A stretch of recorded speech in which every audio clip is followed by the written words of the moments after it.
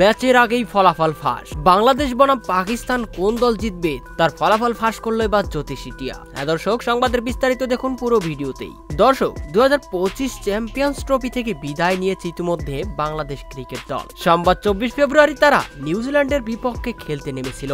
এই ম্যাচে টাইগার বাহিনী 5 উইকেটে হেরে যায়। তার থেকে বড় কথা, বাংলাদেশের এই পরাজয়ের পাশাপাশি পাকিস্তানও চ্যাম্পিয়ন্স ট্রফি থেকে বিদায় নিয়েছে।